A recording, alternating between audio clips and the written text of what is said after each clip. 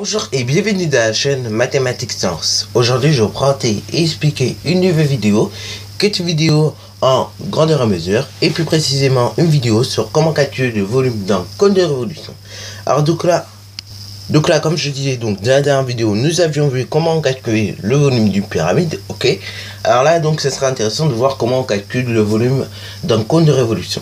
Bien évidemment, les solides et les volumes ne s'arrêteront pas là, ok, ils ne s'arrêteront pas aux solides pointus et aux solides droits. Tu verras également en troisième comment on s'amuse à calculer des volumes de boules, ok.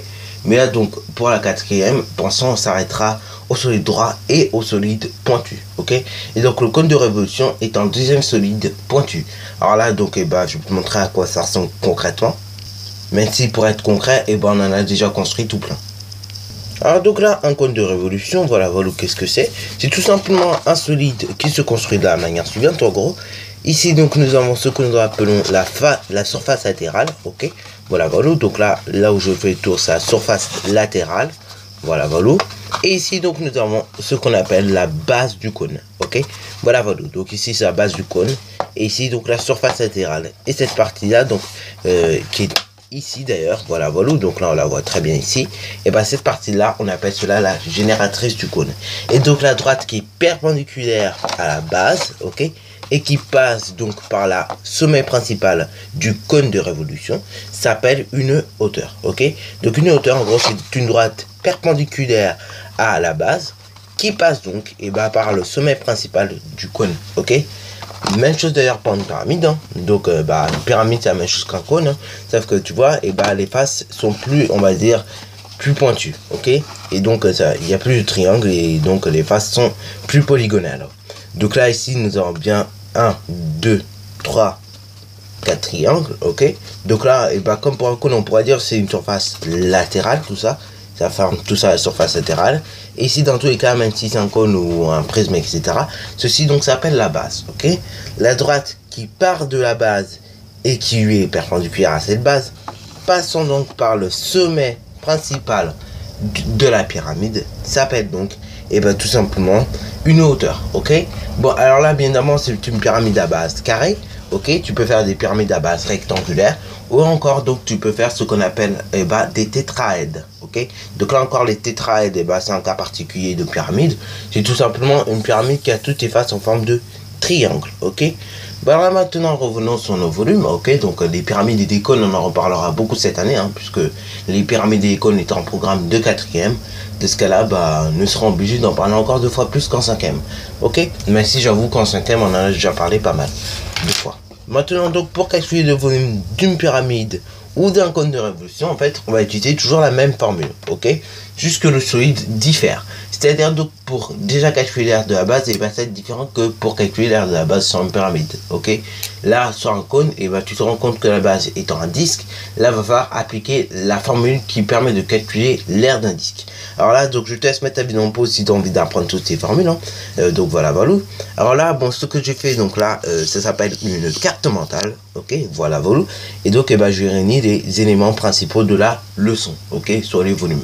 Et donc là si tu as envie par exemple d'apprendre la formule pour calculer le volume d'une boule, mais si tu n'es pas encore en troisième, tu peux toujours le faire et mettre ta vidéo en pause. Bon, voilà. Alors donc là, en gros, si tu regardes bien cette carte mentale, tu as toutes les formules, et notamment celle de la pyramide et du cône de révolution. Pour calculer donc le volume d'une pyramide ou d'un cône de révolution, parce qu'après tout, ça s'applique très bien pour le cône de révolution, on utilise cette formule-là. Donc, grand V, donc, qui veut dire volume, est égal à l'aire de la base, voilà, hauteur, de tout divisé par 3. Alors là, cette formule, on a une autre manière de l'écrire, donc peut-être tu la trouveras dans ton bouquin de mathématiques. C'est 1/3 de R de la base multiplié par la hauteur, ok. Donc là je vais te montrer en gros qu'est-ce que ça veut dire. En gros il y en a qui écrivent la formule V est égal à R de la base fois hauteur divisé par 3 de la manière suivante, c'est-à-dire donc 1/3 multiplié par R de la base multiplié par hauteur. Voilà. Donc souvent, dans certains bouquins, avant on trouvait ça, mais maintenant on trouve ça plutôt sous cette forme-là. Mais avant, donc quand on voulait apprendre la formule pour calculer le volume d'une pyramide ou d'un cône de révolution, on apprenait ce genre de formule, 1/3 multiplié par R de la base multiplié par hauteur. ok. Alors là, que ça soit un tiers ou de tout divisé par 3, ça veut dire ça veut dire tout simplement la même chose, ok. Alors là, pourquoi diviser par 3 d'ailleurs pour la formule? Et ben c'est très simple. Alors là, bon, pour faire la manipulation, ce coup-ci, on va pas prendre un cube qu'on coupera en 3, mais on prendra bien évidemment un cylindre. Un cylindre que tu vas couper en 3. Et si tu coupes ton cylindre en 3, bah, tu t'aperçois en fait qu'il y a un solide qui se forme et deux autres à côté qui se forment, ok. Et le tout, donc tous les solides que tu vois en fait, et bah ça sera tout simplement des cônes de révolution, ok. Voilà. Bon, c'est pour ça donc d'ailleurs qu'on divise par 3, si tu n'avais pas très bien compris auparavant. Bon, maintenant donc que nous avons expliqué un petit peu la formule, que nous avons vu comment ça marche, et ben maintenant c'est parti mon kiki, je te laisse mettre ta vidéo en pause pour calculer le volume de ce cône de révolution. Sur ce donc, correction. Alors donc déjà, comme pour la vidéo précédente, on va calculer le volume de ce cône de révolution en réalité en deux temps. Puisque premier temps, on va tout simplement calculer l'aire de la base. Deuxième temps, et ben on calculera le volume du cône de révolution. Mais avant toute chose, ça il faut le savoir, on rappelle toujours la formule. Donc grand V est égal à R de la base, ok, donc R de la base fois hauteur, le tout divisé par 3. Bon, après tu pouvais écrire également un tiers multiplié par hauteur divisé par multiplié également par hauteur, ok. Donc un tiers multiplié par R de la base multiplié par hauteur, c'était également la même chose, ok. Mais bon, moi je l'écris en forme simplifiée comme maintenant ça l'a enseigné, c'est-à-dire R de la base fois hauteur divisé par 3. Ça se peut donc que si tu regardes la vidéo, hein, on t'enseignera la formule que je viens de citer tout à l'heure, c'est-à-dire un tiers multiplié par R de la base multiplié par hauteur. Et bien évidemment, on ne divisera pas par 3 à nouveau, ok, puisque bah déjà un tiers, hein, on divise déjà par 3. Bon, voilà. Maintenant que nous avons rappelé la formule, deuxièmement, nous allons donc calculer l'aire de la base, ok, aire de la base qui est un disque, ok. Donc là, et bah, il faut déjà rappeler comment on fait pour calculer l'aire d'un disque. Et donc, pour calculer l'aire d'un disque, on utilise la formule suivante. C'est tout simplement grand A est égal à pi r au carré. Ou pi fois rayon au carré également. Ok. Ou encore pi fois rayon. Ok. Rayon au carré, c'est la même chose que rayon fois rayon. Ok. Bon, vous mieux t'habituer avec ce genre de notation, puisque en quatrième, donc on va travailler sur des puissances, ok. Et donc c'est pour ça qu'il faut que tu t'habitues plutôt avec ce genre de notation qu'avec ce genre de notation. Parce qu'après, quand tu vas arriver sur les puissances, tu risques d'avoir du mal avec ces notations-là, ok. Tu les comprendras pas bien au départ. C'est pour ça donc qu'il faut s'habituer avec ce genre de notation, comme ça au moins, et bah déjà tu commences à comprendre le principe en fait. Voilà. Bon, maintenant donc une fois que tu as rappelé la formule, dans tous les cas, et ben maintenant on effectue nos calculs, ok. Voilà, donc on va remplacer par les valeurs qu'on connaît. Donc pi reste pi, ok. Pas la peine de valeur rapprocher 3,14, 3,141, 3,415. Tu te rends bien compte que ça sera pas précis. Donc pi reste pi. Après, on multiplie. Rayon au carré. Déjà, est-ce qu'on connaît le rayon à vue d'œil? Bah non, à vue d'œil on ne connaît pas. Mais en revanche, on peut le connaître en faisant un petit calcul de rien du tout. 6 divisé par 2 te donnera le rayon, puisque bah 6 cm c'est le diamètre, ok. Donc 6 divisé par 2 ça fait 3. Donc du coup c'est 3 au carré. 3 au carré, on sait que ça fait 9. Donc du coup, et bah ça fait 9 pi, ok.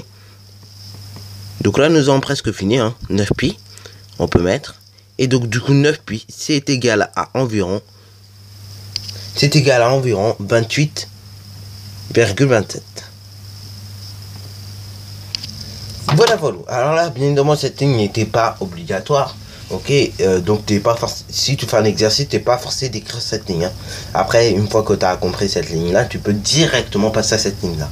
Ok. Et d'ailleurs 9 pi, parce que tête à doigt en chagriner certains, 9 pi c'est quoi? C'est tout simplement 9 fois pi.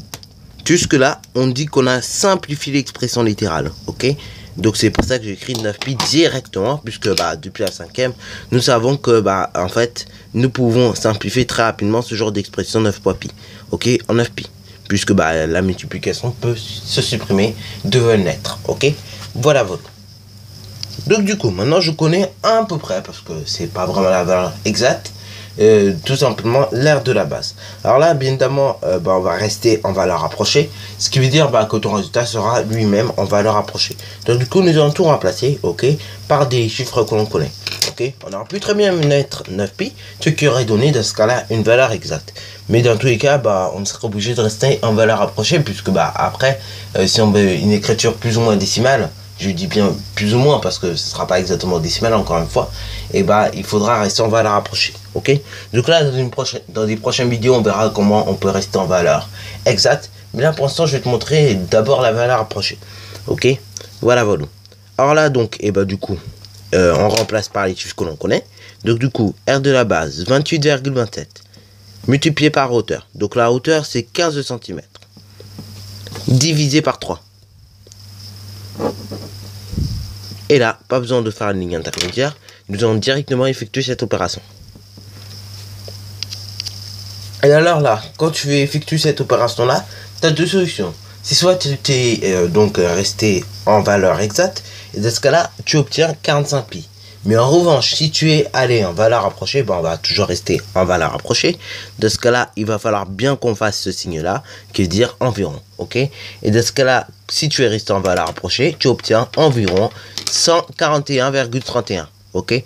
Donc nous allons mettre cela, 141,37. Voilà. Et après, donc il y a des chiffres qui suivent de manière à peu près pas logique en fait. Hein. Donc ça fait après 1, 6, 9, 4, etc. etc. Ok. Voilà. Donc là nous allons donné une valeur approchée. Donc du coup, et bah, le volume de ce cône de révolution est d'environ 141, cm3.